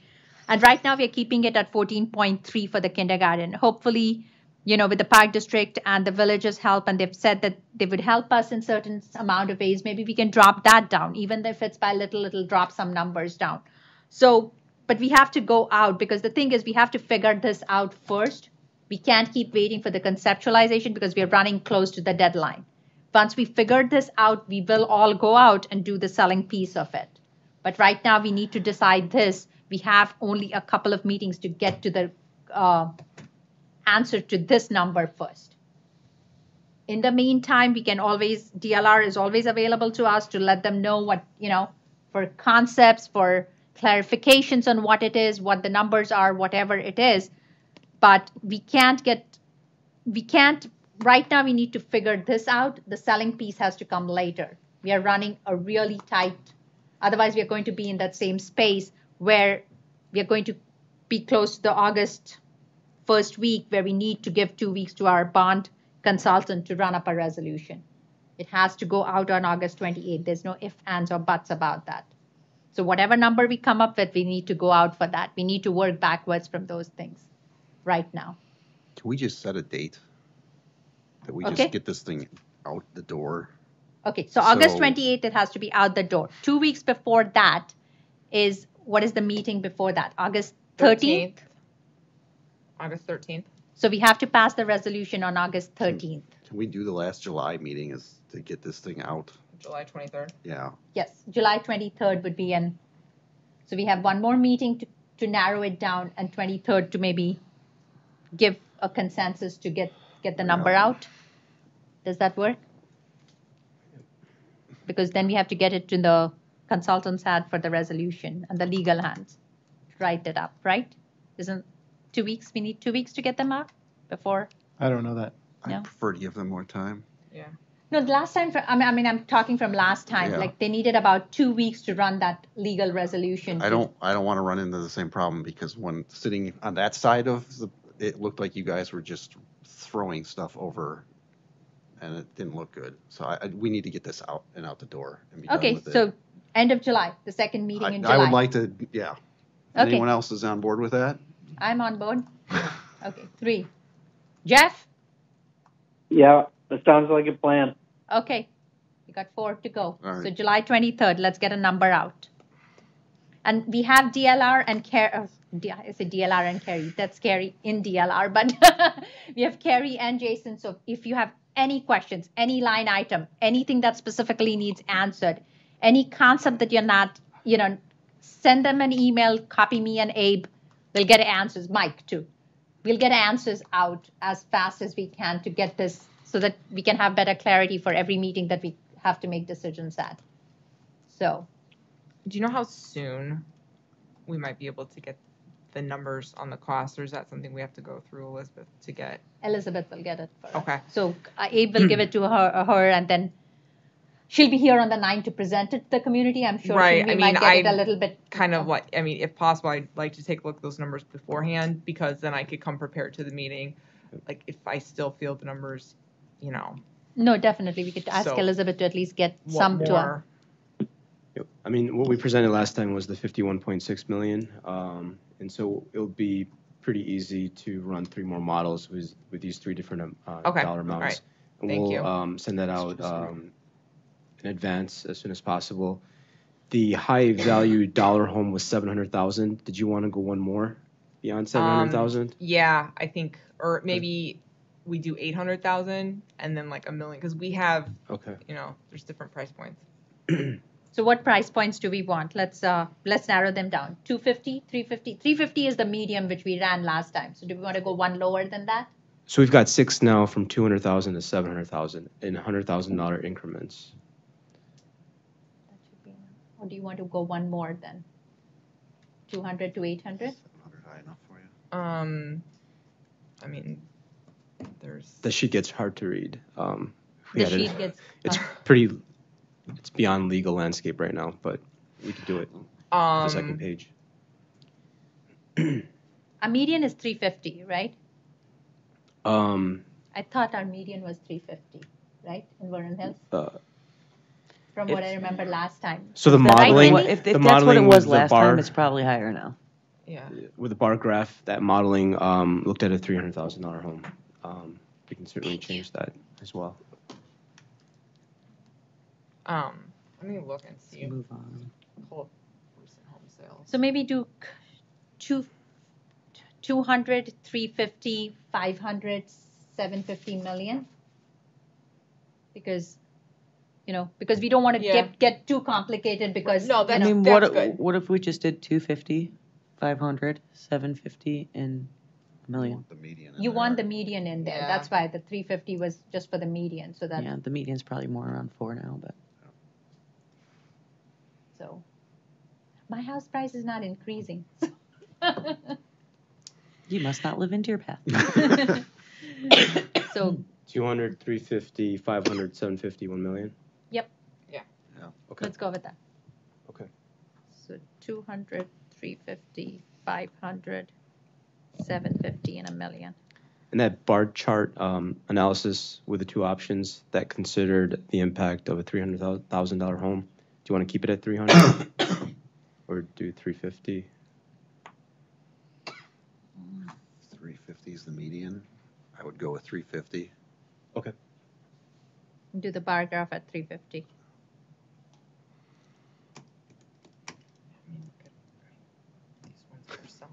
Okay, so between now and then, we'll get the information from Elizabeth. She'll be here to present it to the community at next meeting. In the meantime, you have the line items, you have the differences in proposed, you have the architectural charts, everything that DLR has given us. Any questions, send them to Mike, me, Abe, and we can pass them on to Carrie, or any questions that are there so that we can narrow it down a bit more from what we were. In the meantime, we will reach out to our partners and see if there is anything else that we can get down, any numbers and short forms that we can pull the number down at least by a little bit so we can drop those numbers. If we do get any concrete answer, we will drop it from the all-in without library and STEM then, because we'll drop the amount that we would get as a definitive answer towards the bill, towards our projects. So we'll drop it from all the amounts. So if we get a concrete answer towards that.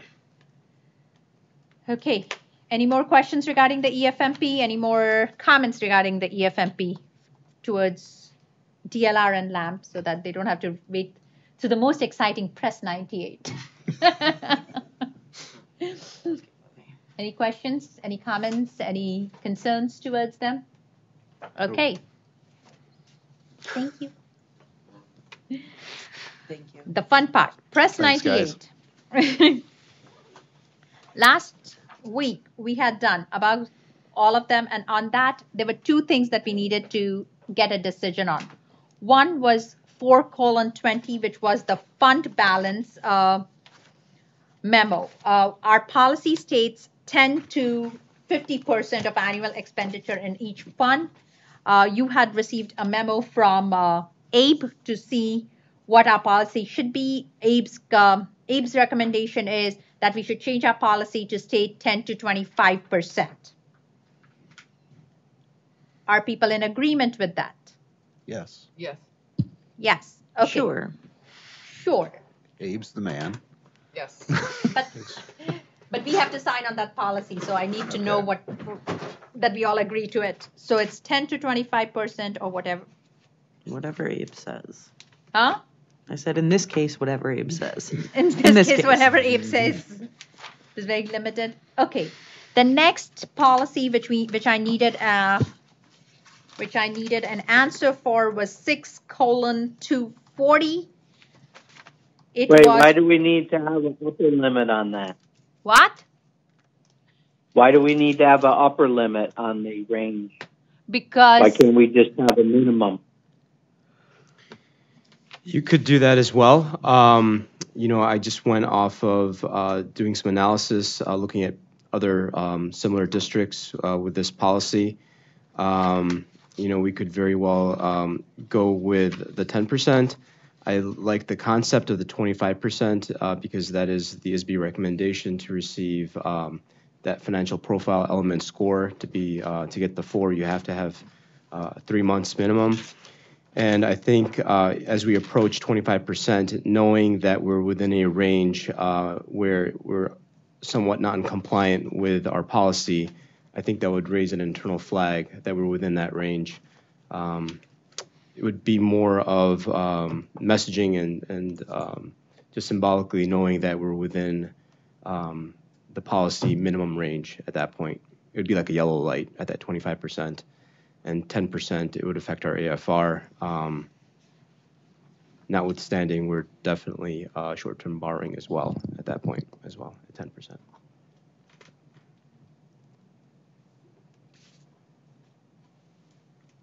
You there? Yeah, I mean, I'm all for the minimum. I don't know that a upper range is necessary, but that's fine. Just to tighten up that range from 10 to 50%, I thought it was too wide. It was a bit unusual to have that wide of a range. To be able to tighten it up this go around, I think would be value added to be between 10 and 25 versus 10 and 50. The next thing from last time which we needed to change was 6:240. It was field trips, in which all they changed was they changed the verb. They wanted to use the verb encouraged instead of permissible. So the sentence on a policy would read, field trips are encouraged when the experiences are a part of school curriculum and or contribute to district's educational objectives. Do we have a problem with using the word encouraged? No. No. Okay, so Done. that goes. Over. 4 of us, yes, it goes. Yes. Keep cruising. The next one, the new policies for this week are 7:15 exhibit. It's notification to parents of family privacy rights. It's regarding participating in student surveys. Parents can request student not participate based on one of the 8 criteria that are mentioned. Some of it is religious, but it's a huge list. The exhibit is unchanged. The next is 7:20. It's an administrative procedure. This is harassment of students is prohibited. It's updated to reflect best practice. They changed the word periodic to regular for all training sessions. And if the superintendent is involved, their board president is kept informed of all the investigations regarding harassment of students. The next policy is 7:165. This is regarding school uniforms. We don't have it, so we don't have to worry about it. It is also unchanged though.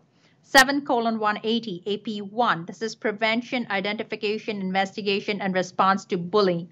All the 7:180 policies, and there are a few exhibits, they drop the word school violence to reflect that the policies are focused more on bullying. So it's 7:80 AP1, Exhibit 1. It's a resource guide for bullying. 2 new resources were added. 7:180 AP1, Exhibit 2. It's a be a hero by reporting bullying. 7:180 AP1, Exhibit 3. Memo to staff regarding bullying. 7:180 AP1, Exhibit 4. It's memo to parents and guardians regarding bullying. 7:180 AP1 E5. It's report form for bullying. 7:180 AP1 Exhibit 6 is the interview form for bullying investigation. And 7:180 AP1 E7. This is response to bullying added report to resource. What they added was they added that you have to also report to a school resource officer or law enforcement. That was the one that was added. In all these things, they were renamed because they took out the word school violence. Next one is 7:185 Exhibit. It's a memo to parents or guardians regarding teen dating violence. There are minor language changes. Since it's an exhibit, it's not something we need to worry about. 7:190 AP1. This is hazing is prohibited. The policy procedure is unchanged. 7:280 Exhibit 1. Placement of students with AIDS. This policy, the whole exhibit is deleted. 7:280 Exhibit 2. It is reporting and exclusion requirements for common communicable diseases. There's a huge list of all the diseases and exceptions and everything. These all are updated to recent amendments by the Illinois Department of Public Health. And this is one policy in which the footnotes need to be retained. Most of the other policies, you can take the footnotes out. 7:280 Exhibit E, this is prevention of staph infections for schools. This is also updated with the recent guidance from the Illinois Department of Public Health, especially concerning MRSA infections. 7:300 Exhibit 2, Certificate of Physical Fitness for Participation in Athletics. The exhibit is unchanged. 7:330, student use of buildings, equal access. This is for high school and unit districts, so we don't have to deal with that. 7:330 exhibit, it's an application for student groups that are not school sponsored to request free use of school premises for meetings. This is for high schools and unit districts, so we don't have to worry about it. 8:25, this is advertising and distributing materials in schools provided by non-school related entities. This includes for commercial advertising as well as for political parties and personnel. For people, we should always consult our attorney. The policy was mostly unchanged. 4:80, it's accountant and audits. Updated in response to ISB's best practice recommendation, language was added for petty cash, which is a revolving fund in the footnotes. ISB added guidance for internal controls for the Grant Accountability and Transparency Act.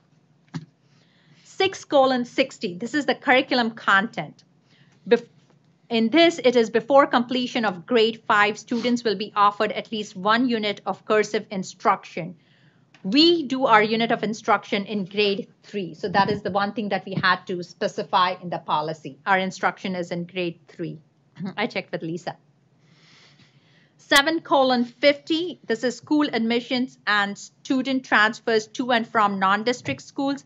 This policy is updated for accelerated placement, which is 6:135. This is a new policy that we'll be adding on.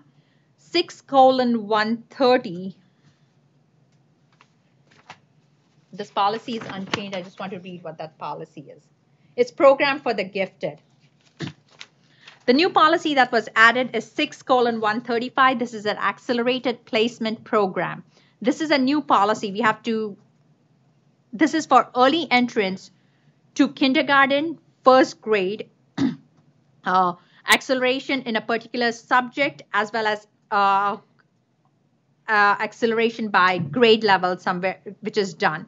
So acceleration in a particular subject, we already have that in place. Grade level, it's done in a few times. It's been done a few times. It's an in-house process, so we have that acceleration. We also have an acceleration for early entrance to first grade. It is, we normally test them. It is done in the summer, and Renee is doing it now. Lisa handed it off to Renee. The only thing would be if we wanted to change our policy, we would have to add these policies because a lot of those were procedures that we followed, but it was not a policy in our manual. We have to add that policy, so we'll have legal write up that policy or look into that more clearly for us.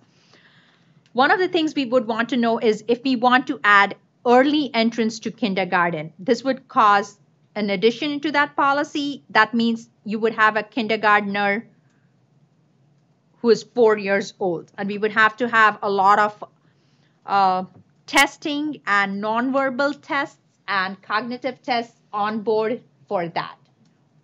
We don't have to do it right now. We could just we have all the others in place and just do it, and we could visit the early entrance to kindergarten once our kindergarten building is done. Because right now, we would have to reinvent the wheel in a lot of manner when we don't have a lot of things in place. So this is something we need to make a decision of, or do we just do the rest that we already do, place it in the policy, and just wait and revisit the early entrance to kindergarten at a later time? This is something we will need a decision by at the next meeting so that we know what to do. Because that means the kindergartner would be 4 years old, but it's not just that. We need to run a lot of assessments and tests, and a lot of them are nonverbal and cognitive and all the stuff which can be matricized too. So 7:340, this is student records. Language is added that divorced or separated parents or guardians with or without parental responsibility are both permitted to inspect and copy students' records. Student or students' parents can request college entrance exam scores be added onto their academic transcript. We cannot include gender in the directory information. So that is it. So the decision we need for next time is for the 6:135, which is an accelerated program placement, is do we want to add early entrance to kindergarten or do we hold off on that for right now? It's a new policy, so we have to do something about it. So that's the packet. We have a few more, and we'll finish it up next time.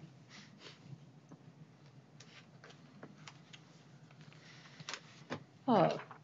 Consent agenda. We have board meeting minutes from June 11th. We have the Amex May report, expenditure report for June, the kindergarten project cost log, district annual review of safety plans, protocols, procedures, and school safety drills report. We have personnel of new hires. We have Rebecca Prince, Melissa Boyce, and Marie Betsize. Bassett. I'm sorry. Any discussion?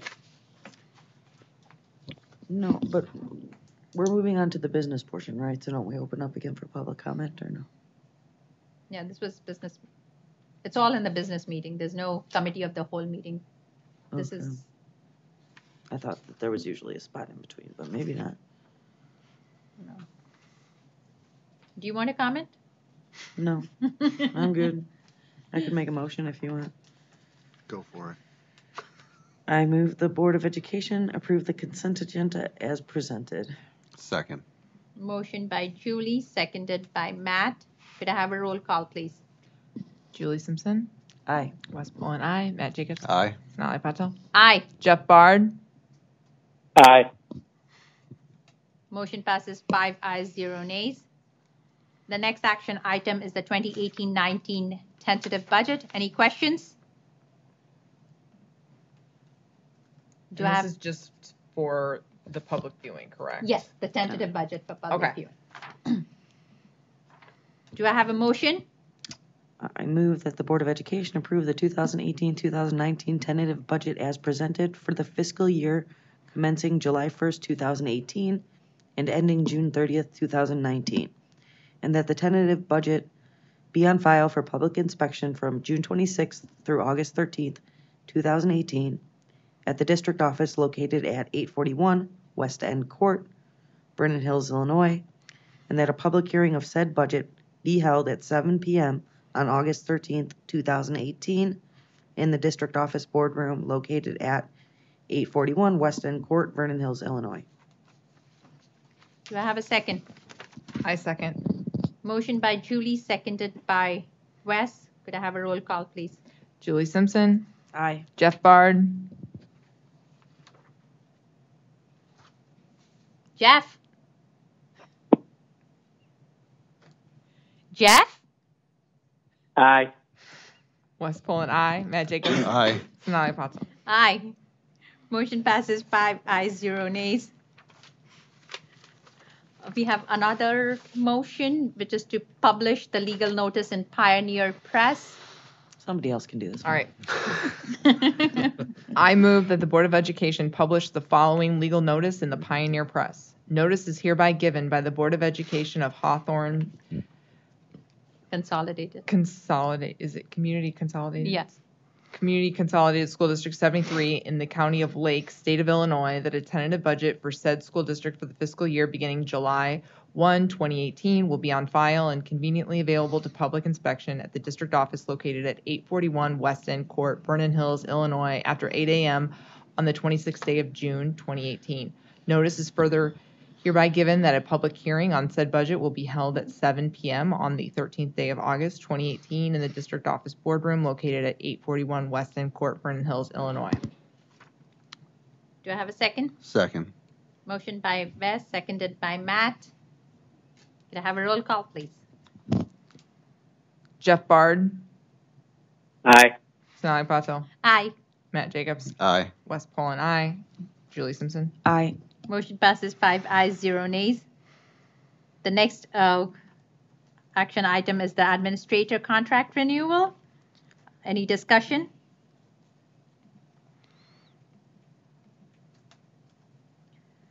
I'll make a motion. It is recommended that the Board of Education approve the administrator contract renewal as presented.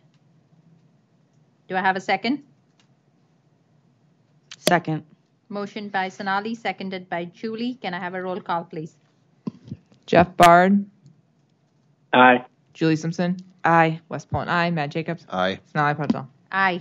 Motion passes 5 ayes, 0 nays. We have the interim superintendent contract. It's for approval. I thought I would do the president's report before, but I'm doing it now. So before we go into the motion, I wanted to inform the community that we chose our interim superintendents. It's Dr. Mark Friedman and Dr. Joe Porto. They could not be here today. We'll introduce them for the July 9th, but we needed to have them approved so that they are there to sign any paperwork in the meantime, because we have Nick only till the 30th, so we needed to have them have them approved. So, but they'll be here on the 9th at the next board meeting to present it, to meet you guys. Can I just add something to that? Sure. Just so everybody knows that we were all 100% on the same page about it, and I don't know how often that happens, but we really have full confidence in who we've chosen. So. Yes.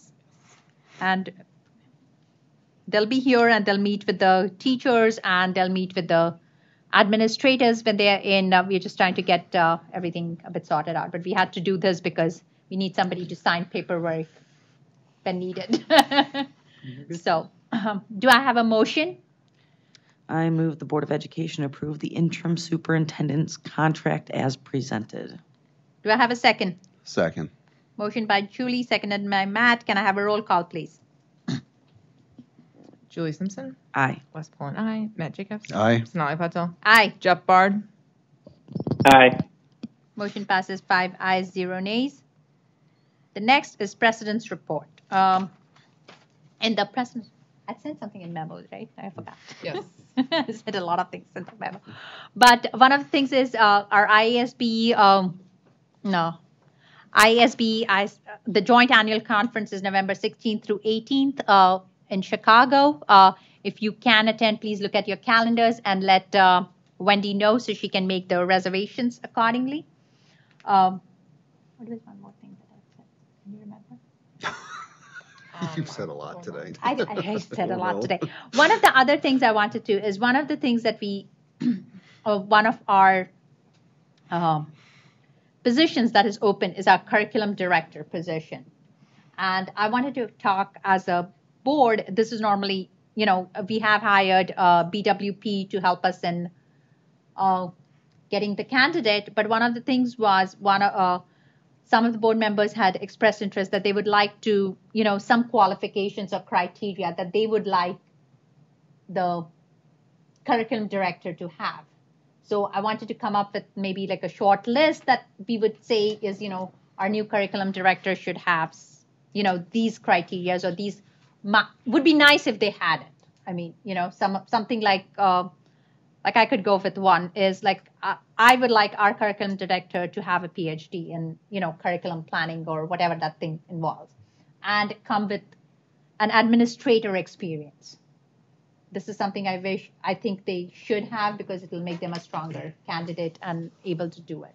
But anything of that sort, like, I think we should narrow it down to a few so that we can tell BWP that as a board, this is some of the characteristics of things that we would like the person to have when they go through their screening process. I would like to see our next curriculum director with experience in closing achievement gaps.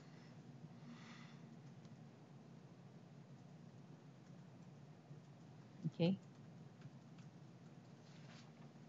But that's going to be a multifaceted, right? So, but I guess maybe more important, I'd like to see a curriculum director, and I know it's difficult, to find somebody from an exact makeup of our district, but someone who has experience,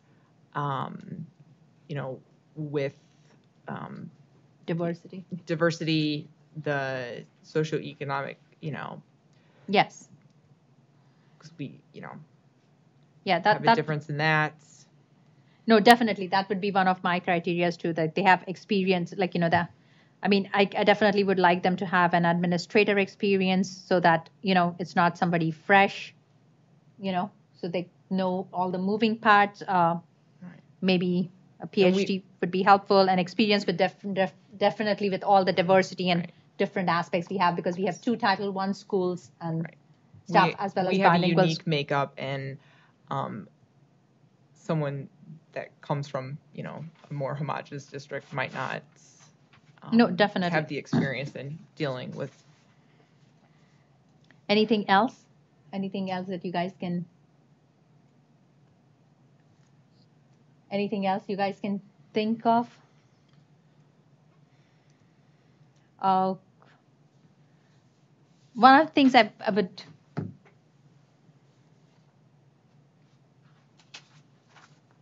What's the difference? There's an educational doctorate degree and then there's a PhD. I just wanted to make sure you're clear on which one. Okay, how about I go generic and just go doctorate? Okay, that's good too. Huh? That's okay too. I just wanted to clarify that. You can say it. I mean, no, Let's go with doctorate degree.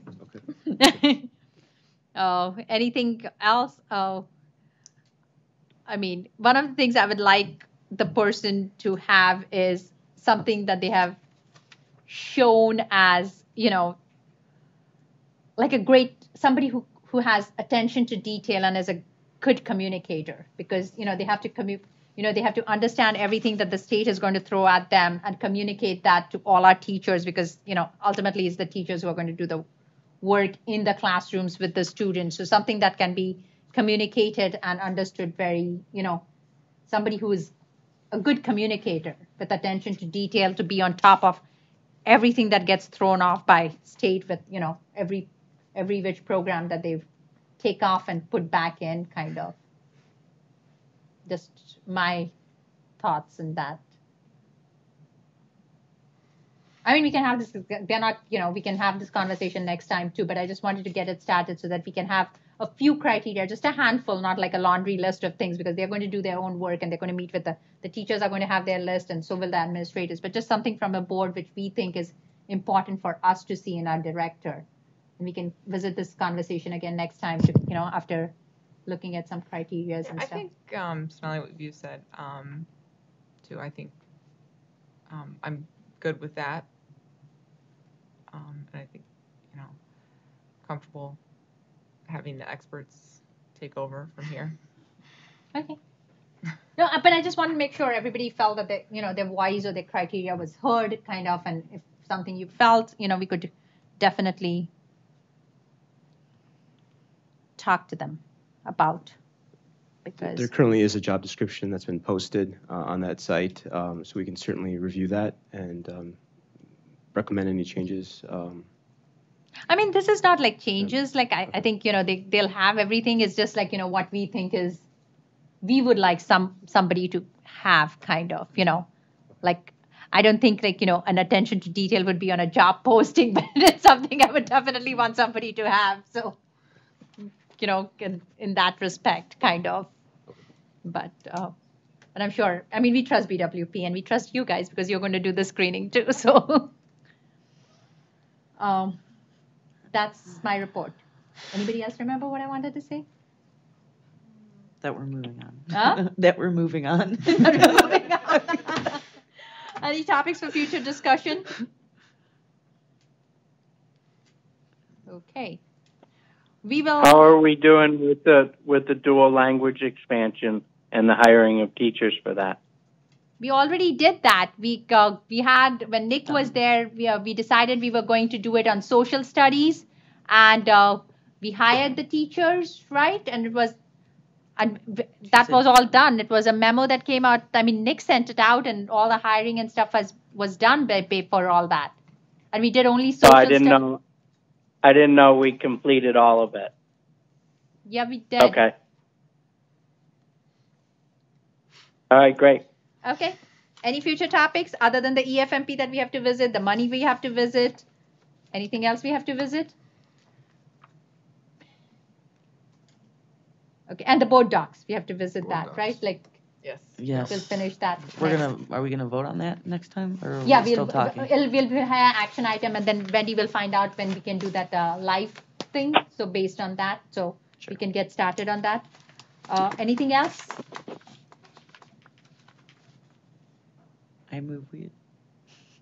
No, we can't adjourn. We have to go to closed yeah, session. Well,